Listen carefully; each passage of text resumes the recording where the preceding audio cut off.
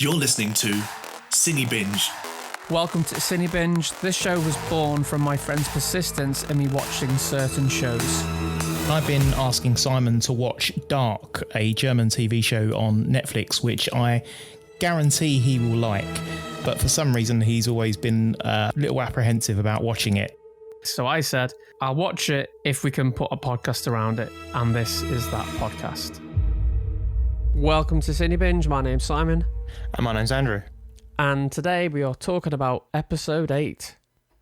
Which is called As You Sow, So Shall You Reap.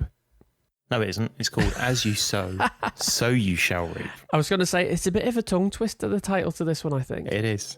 Well, it's because I've heard that phrase, variations of it over the years. And so I always get it mixed up as to how they titled it versus how I've heard it previously. Because I've heard it as what you sow is what you reap. Yes, exactly. It all means the same thing ultimately, doesn't it?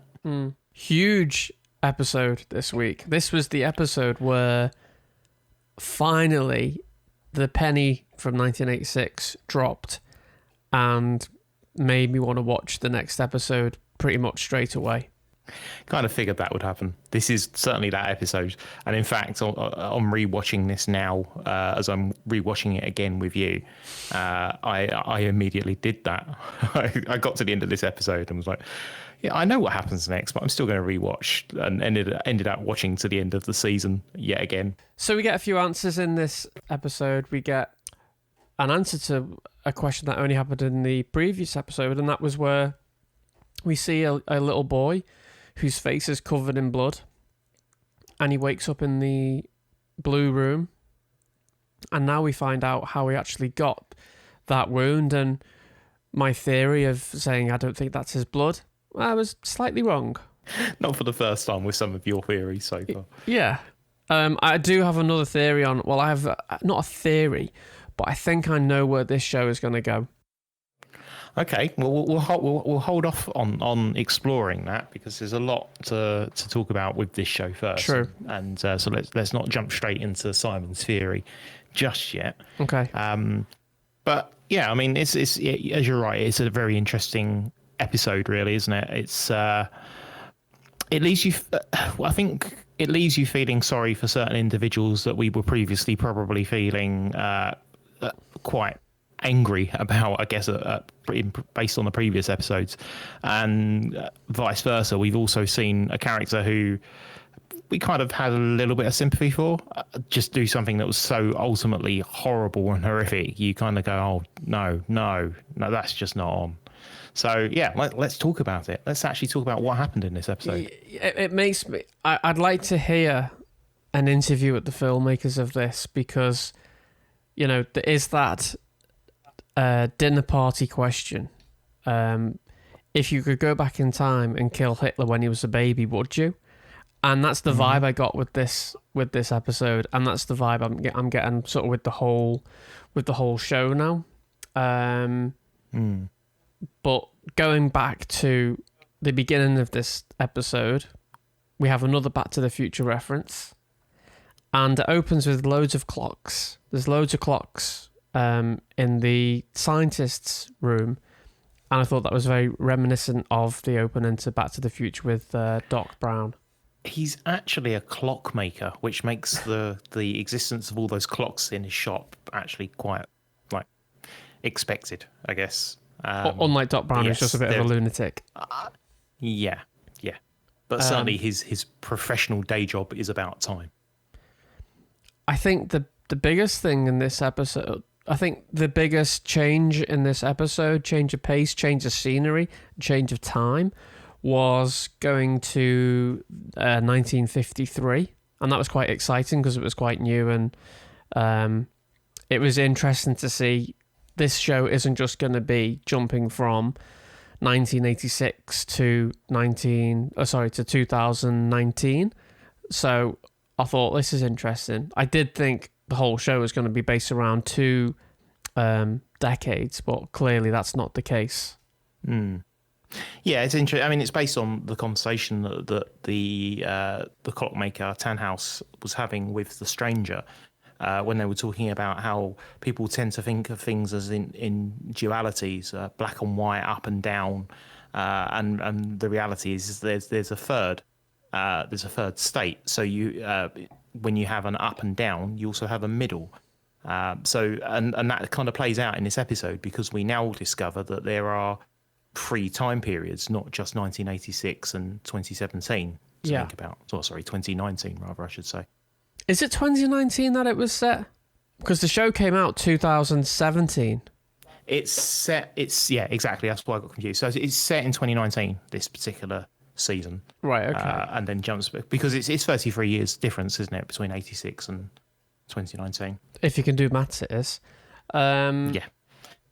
So we see the beginning of the power plant in this episode, and it's all very, there's propaganda how good this is going to be, and which I thought was quite interesting to see how this very open, very countryside looking town has no, the whole show, the whole season, we've seen these beautiful vistas, but they've always been shaded with, you could see the power plant in the background, or you could see something that was like industrial mixed in with this like beautiful scenery, where in 1953 you see, well, obviously the power plant isn't there just yet, so you see it as like a completely different village, and there's a different vibe. But I think it's like in Back to the Future. It's like in Back to the Future when he goes back in time and the mall is no longer there, and it's just farms and advertising balls telling people what's to come. Yeah, I didn't expect Ulrich to be going back in time in this show, to be honest with you. So I thought that was interesting. He decided to take Did he go left? Yes, he basically has taken a different route if he's ended up in 53 instead of 86. Which makes me think that must be the only time zones you can go to, because there's only left and right in this cave. Yeah, door. so it's essentially what you're seeing in that cave is essentially what Tannhaus is describing, in that there are 3 points and they converge. So you have yes, from one direction you would end up in 86, and the other direction you would end up in 1953. What I found interesting about that conversation in the clockmaker's room, when they were discussing this idea that there is a third way, that there's a center point, and when you consider that in terms of the years that we visited, in my mind, that makes 2019 the future, and 1986 is the actual central point, the now. Mm-hmm. The 53 is the past. 2019 is the future, and 1986 is the now. So although the show started with what was going on in 2019, that conversation makes you kind of think, oh, actually, maybe that's what we were really witnessing there was the future. Yeah, there was an awful lot of exposition in this episode, an awful lot of explaining, and I don't think it's possible for a TV show or movie to explain time folding without taking a piece of paper and folding it. It happens in like every movie you see that talk about time. It happened in Interstellar. It happened in that. Do you remember that horror sci-fi movie? What was it called? Event Horizon. Have you seen that? Yes. Yeah. So they did the whole time folding and that. So, and in Event Horizon, that basically opens up hell, that dimension, by when they fold time. So we have in this isn't just sci-fi. There's other stuff going on here with, like, I think I think in the next season there's going to be a lot more evil and bad stuff going on. That's my prediction, not theory. That's just Simon's prediction. But this episode basically centered around, well, most of the time it was with the scientist and the guy who is he the stranger? Is that what we call him, the stranger? He is the stranger, yeah. Yeah, so there's the stranger, and who I think is not going to be a stranger. I think that's going to be someone who's already... I think that'll be like Jonas or Ulrich or someone. No, not Ulrich, but I think it'll be like Jonas from the future, whatever. That's not my theory, that's just a thought difference. And then... but we centre around this little boy, who we don't really know who he is. He seems a bit weird, like he's got a dead bird at the beginning in his little box, and you're like, well, we hadn't seen any dead birds for a while, so, but had he killed it, or had he had this fallen from the sky? And he said, it fell from the sky. He said this to... Did he say this to Ulrich? No, he said this to... Yeah, he said it. Was it? He said it to Ulrich. Yeah, he said it to Ulrich. That's right. And... Which, if that is true, it's not the nuclear plant that's been causing these birds to die, because the nuclear plant... Let me get this straight. It's not been built yet, has it? No, it's due to be built, but they need planning permission. Yeah, so the nuclear power plant isn't what was causing the birds to fall out the sky. So that's kind of being cleared up. So we open up the show with this little boy. He goes to this big house... and I'm not sure if it's his mom, but she basically is a bit of a bitch. She's basically not very nice to him. Tells him to strip, which is really, really uncomfortable to watch. Like the way that the camera just stays on her and she folds her arm, and it didn't feel comfortable at all, because you felt sorry for that kid. He's the kid. He's getting he's getting embarrassed, and she was like a bully. And then we have a man who's limping, and is he his father? Do we find that out at this point? Yeah, so they talk about Bernd Doppler being the kid's father. I think in the police station. It's basically established. It's following on from the previous 1986 episode when we were talking to Bernd Doppler and Helga Doppler. There's clearly some sort of father-son relationship there between those two. So I didn't like that lady, and there's also there's a weird subplot in this episode where we have a lady who's going to be moving into a house, but she gets invited for dinner there or something. She's I think she's renting a room or rooms, and has been invited to dinner. It wasn't intention that they would be, feeding Agnes and her son, but they've been invited to dinner all the same because Doris has become friends with her, I guess, and just wants to be nice.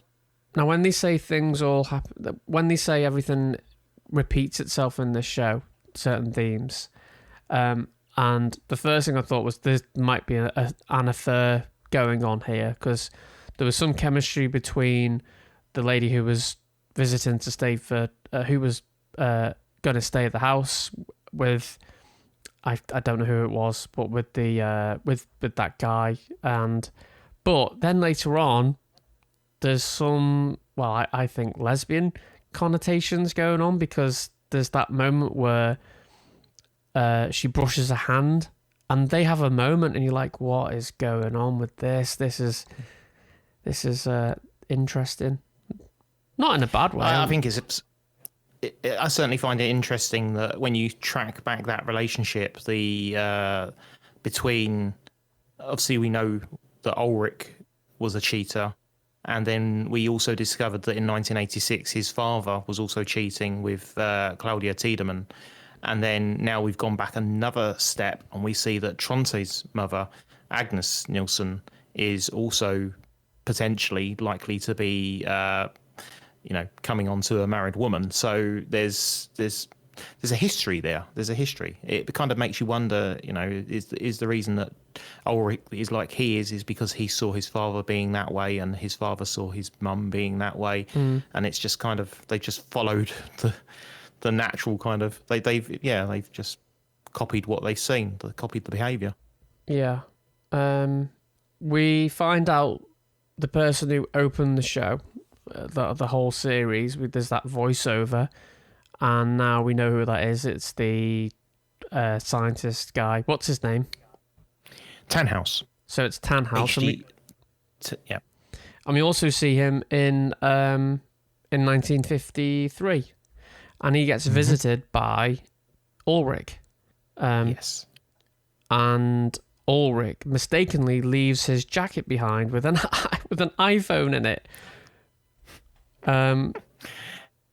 Which another kind of common trope of time travel stories, isn't it? That technology from the future or information from the future is leaked back to the past, and is that likely to now influence and change history? Yeah. So I thought it was an episode that didn't really.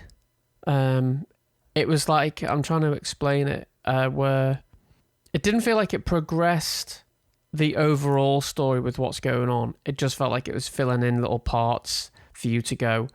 It felt like it was setting up for the next sort of season and next two episodes. It feels like, you know, it still hasn't gone into overdrive yet. It still hasn't like started to race, but it certainly did make me get on board. I'd still get confused about all the different people in this, and you know, even I had the montage and it showed all the different times and how like people were related and stuff. We had that wall, like there was a scene where we had the wall and there's all these pieces of strings connecting everybody, and then there was a lady, don't know who that was. So this kind of goes back to previous conversations that we've had around how this show moves very quickly, doesn't signpost everything, and it kind of you will pick things up on a rewatch. The worst thing you can do is to kind of go, oh, who's that lady that I saw in this episode, and then Google it, and then you end up in a whole world of spoilers that you didn't want to see.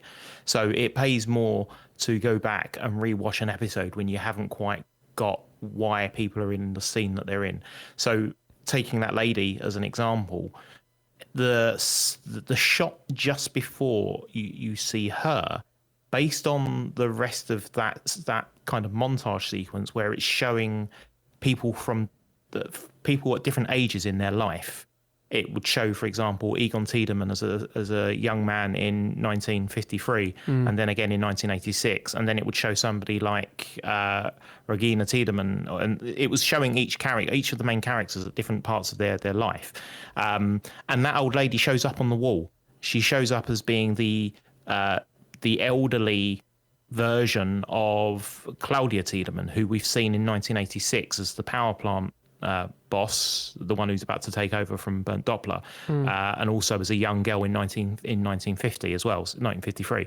So we've seen her in her younger form in this episode and in the previous episodes, and we're, I guess, meant to work it out from the shot on the wall. Oh, okay, we can see that's how she would look as an older lady, and in the very next shot you see her standing there. So it's kind of, although it doesn't make it clear that that's who it is, the information is there in the earlier shots. It's just that if you blink and you miss it, you're going to miss perhaps some important information. But at the time they do that, there's not really a huge deal to know, other than, oh, they've introduced another age of a character. It's not a major issue to not know who that is at this point, because it will be filled in later episodes anyway.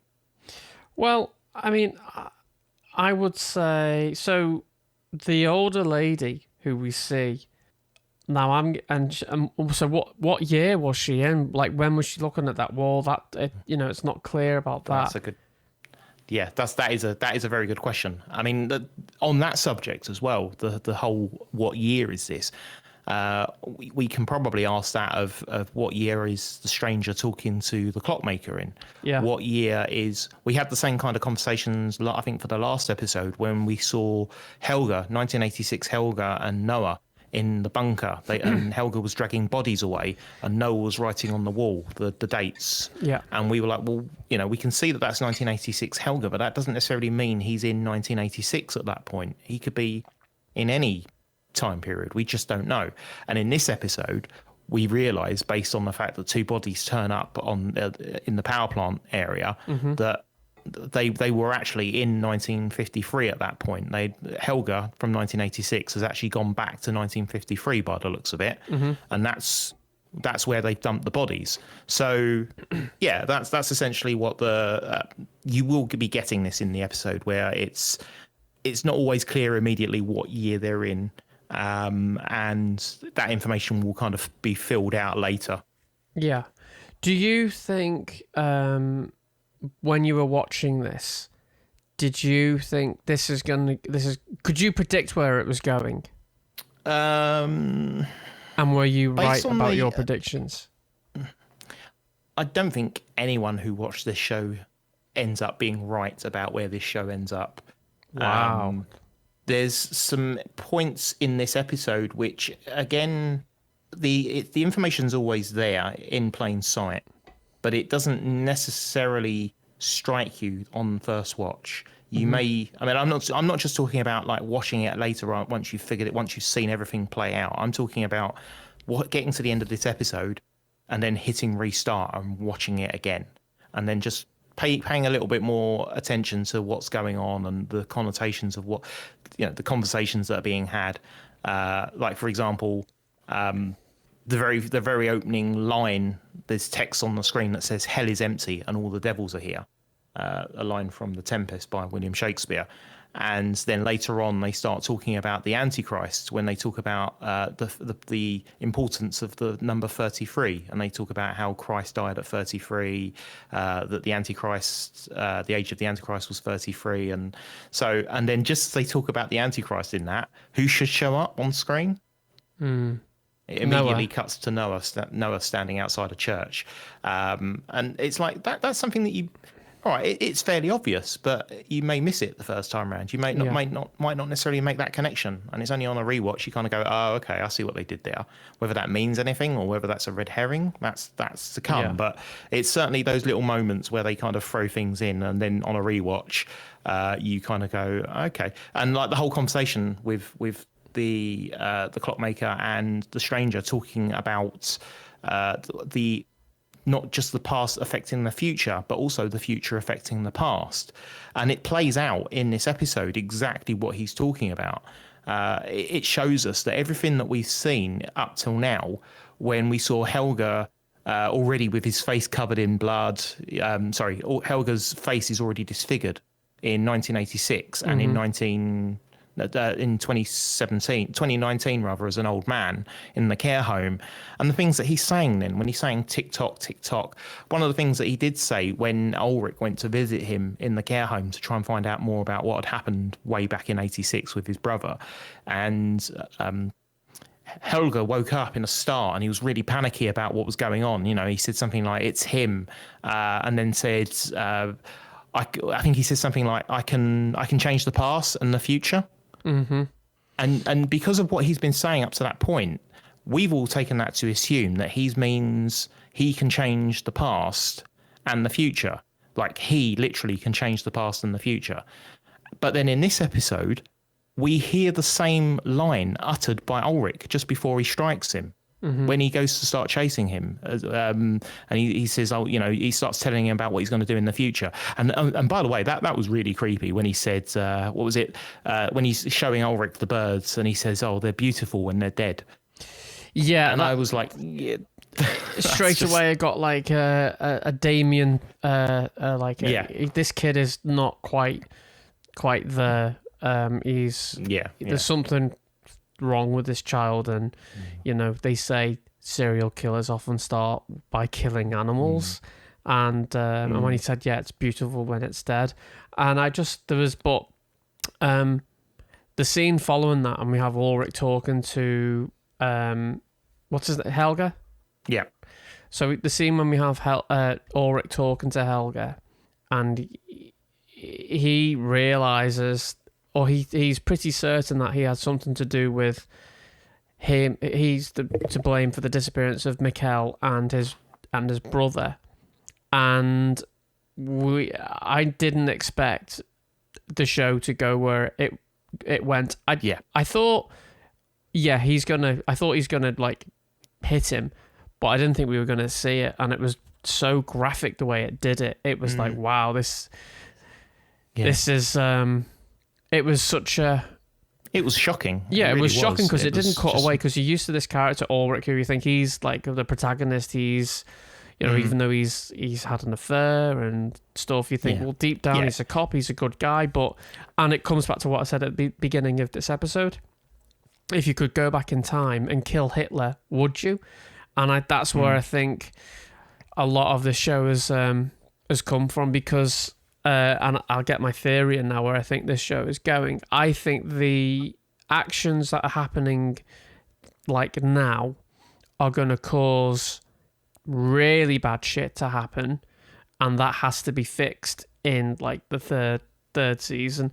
And I think the scientist and the stranger, I think they are going to they will turn out to be the protagonists, or certainly the stranger will turn out to be the protagonist. And I think it's going to be a lot more. I think as I said earlier, you're gonna get the very clear bad guys and good guys in the show.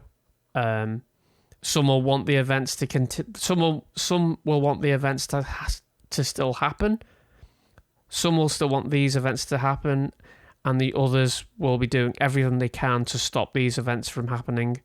That's my theory of the day. Simon's theory. Tied into what we saw Helga go through. I mean, he went through a lot as a child. It's understandable now. We would kind of look at him and go, oh, he was a bit weird in 1986. But now that we actually see his childhood, we kind of feel for him again. Because we got pissed on as well. We haven't even spoke about that. Bullied. Yeah. Bullied by some random guys that stole his money. His mum didn't seem to be treating him very well. Bernd Doppler seemed to be treating him quite nicely in comparison. I don't know. He seemed to be a bit. It seemed a bit creepy though. Yeah, maybe, but he also seemed to feel like he was maybe a little bit protective of him and knew what the mum was like because of the way he kind of looked at her at times. So yeah, there was something. He didn't seem to have the best childhood growing up anyway. Had a lot to deal with. And then obviously having this really traumatic experience of a man basically calling you a murderer to be and then smashing you over the head with a rock, potentially then giving him some sort of, I guess, brain damage. Because multiple times. I mean, based on how he sort of speaks in 1986, you would assume that's basically the result of that.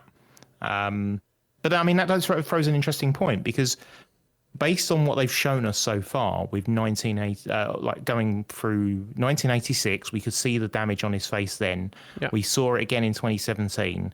We saw him uttering words that Ulrich said to him now back in 1953. Mm-hmm. So what we've seen already must be the way it happened. And yet this episode ends with him dragging a lifeless body into the bunker and then waiting outside, like contemplating what he's done. So are we seeing something? Has he changed time, or is it just this the way it always played out? Is he? It implies, based on what we've seen on TV so far, that this is the way it always happened, based on the conversations that have been had. So either they're wrong, that that isn't the way time works, and that he has actually changed time, or what we're actually saying here is that he's still alive in the bunker. But what we did see, though, we saw him in the previous episode covered in blood in the bright blue room, but the bunker that we saw that he was in, didn't have the wallpaper. It was dark. Yeah. And didn't have the wallpaper. So yeah, again, I mean, this implies again that what we've seen in the past has happened. And now that we've seen who caused it to happen to him, so Ulrich's sitting outside the bunker, assuming that he's killed the boy, but the show's already shown us that doesn't seem to be the case. That in that bunker, he must still be alive. Yeah, there feels like there's impending doom with this show now. The tone of it wasn't light to start with, but we feel like we're getting into the third act of a movie, but of the third act of this season, which is going to set it up for what the hell ever happens next. Which I'm just wondering how what else this show can do without getting too lost lost without getting too lost in its exposition, and it's still asking you to understand an awful lot. And I have to tell you, when the scientist was talking to the stranger, I started to think, hang on, this is getting a bit Matrixy Revolution to me, where it's like the architect is talking and telling you how things work. And I'm glad it sort of slowed down on that, because it did get a little bit confusing. The language can be a bit difficult to kind of process, really, in terms of what they're talking about. They are talking about some complex themes and ideas on time travel. Time travel is a complex beast, isn't it? There's a reason why we have so many different theories on what would happen with time travel, and this is exploring one of those ideas. But yeah, it takes a little bit of understanding, and I think they do a good job of demonstrating what they mean on screen while they're talking about this idea. Well, I had one of the best montages, I thought, this episode.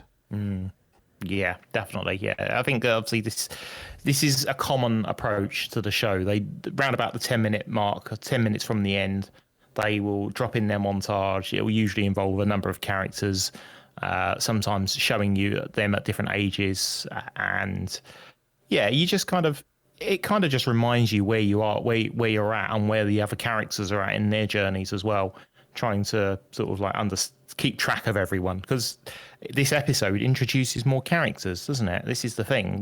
We've kind of settled on the previous characters that we've seen in previous episodes, and then in this episode we suddenly go, okay, well, Egon as an old man in 1986, but let's introduce him again as a younger man.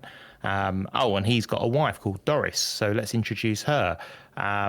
Let's introduce Tronte's mum, because obviously we've met Tronte as an older man and as an adult journalist in 1986 as well. But now let's show him again as a younger boy, but then also introduce his mum into the mix, and what's her part to play in this. So they've kind of left it a little while, and now bang, here we go again. We've got new people to be introduced to. Daniel Carnwald, one of the policemen in the station. I think he's the chief of police in 1953, who is Innes Carnwald's father. So again, it's showing you the generation, as you would expect with a smaller town like this. There's a lot of generational kind of persistence for families through generations. So you're seeing that now. You're seeing we'll go back another generation and introduce you to their parents. So yeah, it's interesting. And on the same lines of Helga's abuse or potential abuse, so we also see that Tronte's upbringing doesn't seem to have been particularly great either. So he turns up with his mum, and she says that her husband's dead. I don't know. We don't know the history there, but certainly when you see Tronte roll his sleeve up and you see all these cigar burns on his arms, and you kind of think, oh my God, is that, who's caused that? Is that his mum? Is that his dad? Is that the reason the dad's now dead? Is he dead? Perhaps they've just run away. There's a whole bunch of questions around that. Is he likely to come back on the scene and start trying to, chase them down and cause problems for them in Wyndon? So yeah, there's a lot to think about in this episode, but it doesn't. You're right. I don't think it hugely progresses anything as such. All it's really doing is explaining a little bit about what we've seen so far around Helga and why he is the way he is. Yeah, and I didn't think there were cigarette burns, or I didn't think there were cigar burns. I thought, is this something like to do with the nuclear power around there, or is this like a disease or something? I didn't get the vibe that it was like cigar burns. I think the best way to explain this episode that it doesn't progress the story much. It feels like it's pulling the elastic band back before it lets go. Yeah, that's a good analogy, yeah. Do you know what I mean? So it's like, there is some major stuff that happens, obviously, with the Ulrich and the head bashing thing, which is gross. But, it does feel like how many episodes left? Two episodes. We have 2 more episodes of this season, yeah. Yeah, and then we're going to have a break for a few weeks, and then we'll go back to season 2. You're like, what? No, you need to watch you need to watch season 2, Simon, in one day. Yeah, I mean, it's only 8 episodes, so we can definitely fit it in one day. Gee, no, we can't. That'll be like a podcast that'll be 9 hours long. Well, no, we'll still record separate podcasts. It's just we'll record them directly after each episode. Oh, right. So, yeah, fine. I'll just won't leave the house. That sounds good. It's 24 hours in a day. We've got nothing else to do at the moment with lockdown and everything coming back. So do you think I'm sort of getting close with the good guys, bad guys thing that's going to be going on? Are we going to be finding out more of an antagonist? Are we going to be finding out more with other characters like the guy, the really rich kid who's like a drug dealer who we went to meet now, and we don't know what that conversation was yet. That feels like it's all being little things that are being set up for maybe next season. I don't think we're going to find that out in this season. Yeah, there's obviously Noah seems to be the big player in all this. He seems to be the big manipulator on all of what's going on so far. Is he? Yes, he's the Antichrist. That's what they keep telling us. He's the Antichrist. I think there's going to be a gotcha moment, and I'm not going to say what I think it is, but I'm going to write it down. I'm going to take a photograph of it, and I'm going to send it to you. But you can't open it until after I've seen the episode. Okay. Okay. So the only thing, the other thing that I do wonder about is, I think towards the end of the episode, when Tannhaus and the stranger have obviously been having more than one conversation about this, and the conversation turns to sort of like, what if I told you that everything you wrote in your book is correct? This is exactly what's happening.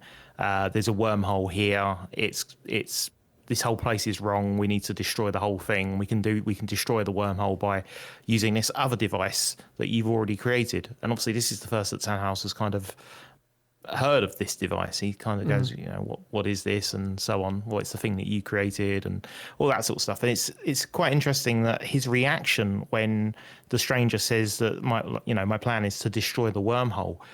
He basically tells him to get out. Whatever it is that he said, he's like, seems to be really concerned by the idea that he wants to destroy this wormhole, which makes me wonder if he knows more than he's letting on at that point. Yeah, it's almost as if he knows that the wormhole has to be used for the people to do the thing to stop the other thing from happening to the other thing. Basically, that's my theory. Yeah, that's. But no, he did. They did turn on him, didn't he? He was like, "Please leave." But the even bigger sort of reveal was that the machine that he showed him, he's got one identical to it. Exactly. Which is and then I mean, so again, although he's been talking about how, I guess, I mean, does it mean that he didn't know what it was and he was waiting for the older stranger to tell him what it was that was in his possession?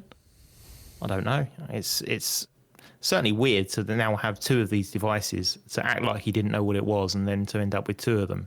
So he's obviously come across this thing before in some form. Does he built it? Did someone give it to him?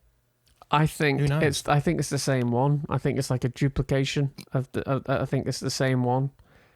It's the exact same one. Yeah.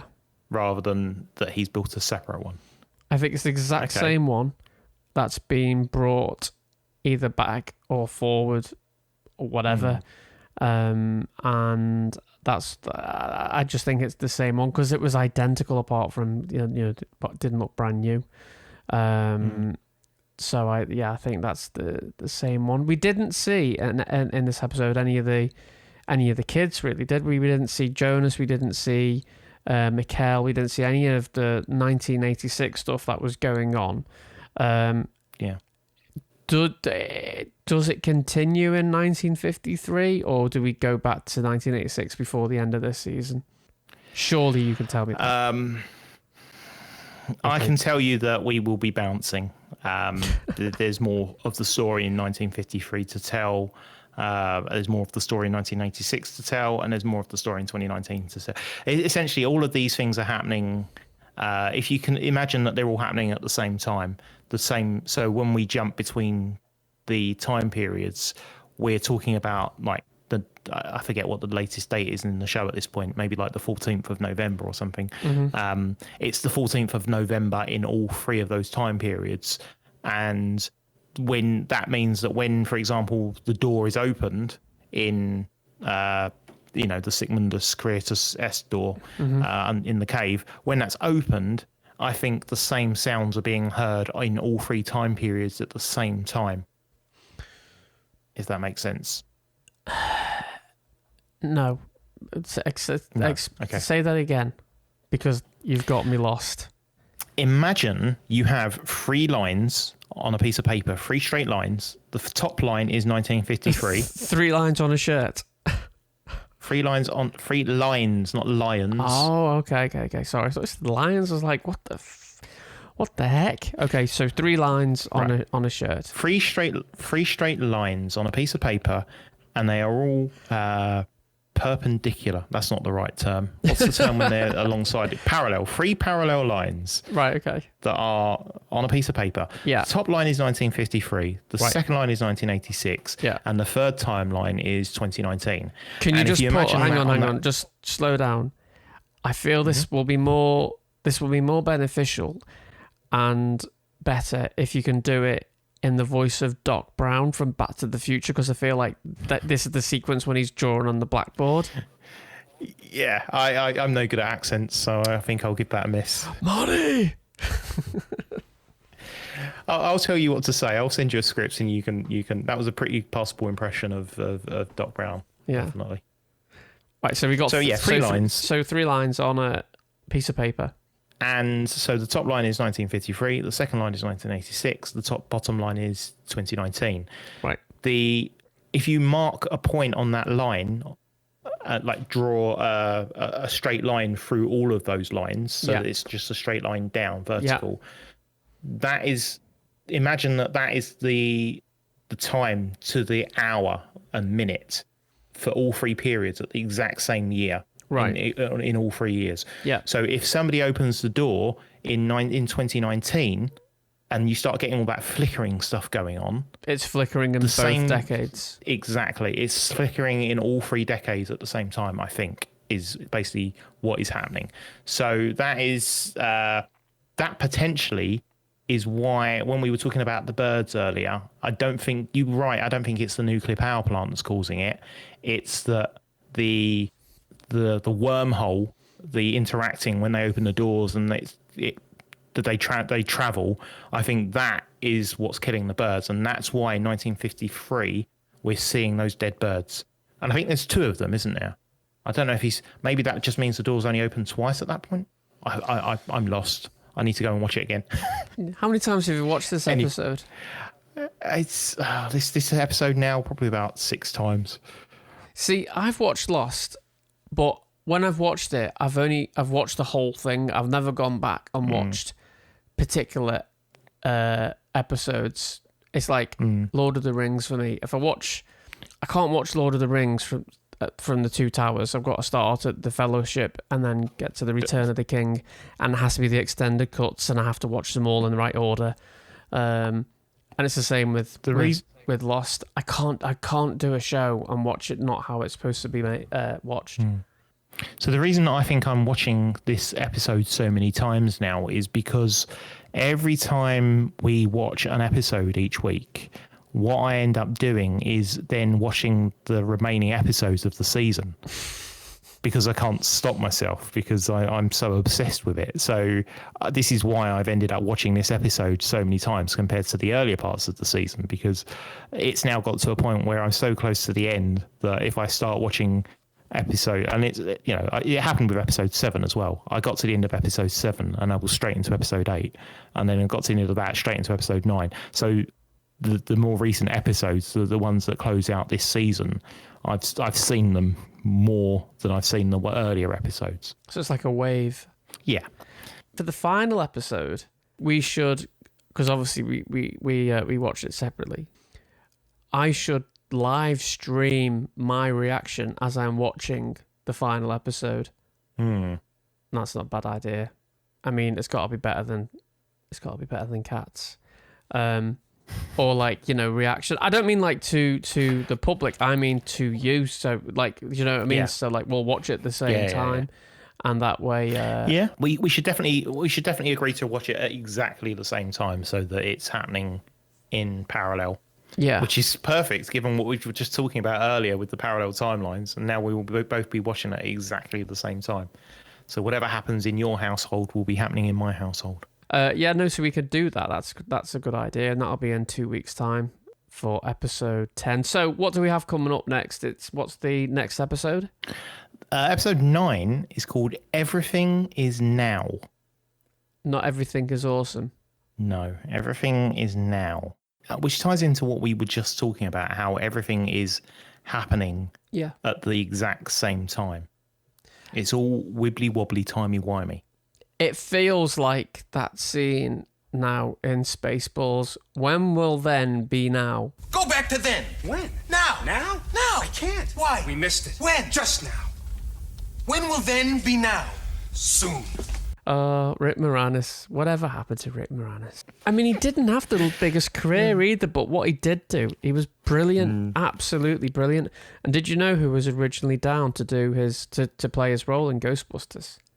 John Candy. Ooh.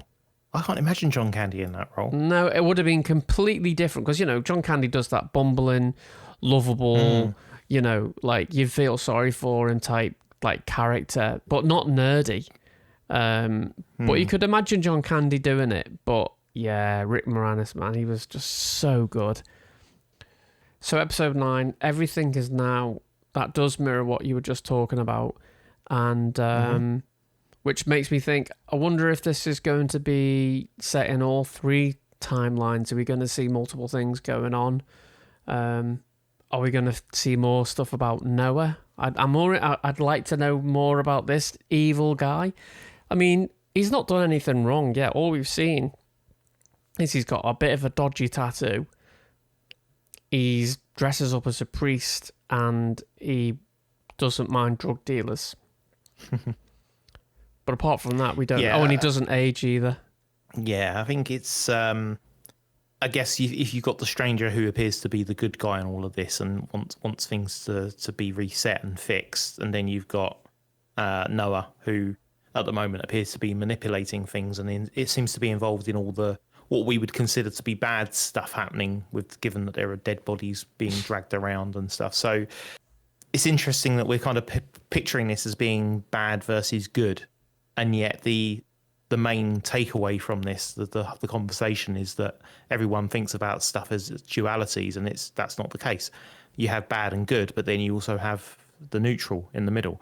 So does that mean that there's a third person to come in this that is the neutral character? Or is one of these two the neutral character and there's someone that's more evil or better? You know, there's I think this show is basically going to explore the idea of freeze a lot more now that they've just sort of said that. So given, I think that's kind of immediately apparent in the fact that this is a 3-season show. Yeah. And I don't think that's the only, and I don't think that's going to be the only example of freeze in this show. I bet that'll be another thing that when we get to the end of it, you can go and rewatch and identify a lot more freeze. Yeah, I think the stranger, I think I said this earlier, is Jonas. You don't have to confirm that because I know you won't. But I think Jonas is going to be the main good dude on this show. And I also, the question I've got, you won't answer it, is do we ever find out the stranger's real name? So there we have it. Thanks for listening to this week's episode of Cinebinge. I hope you enjoyed it. My name's Simon. And I've been the stranger. See you next week. Boom. Done.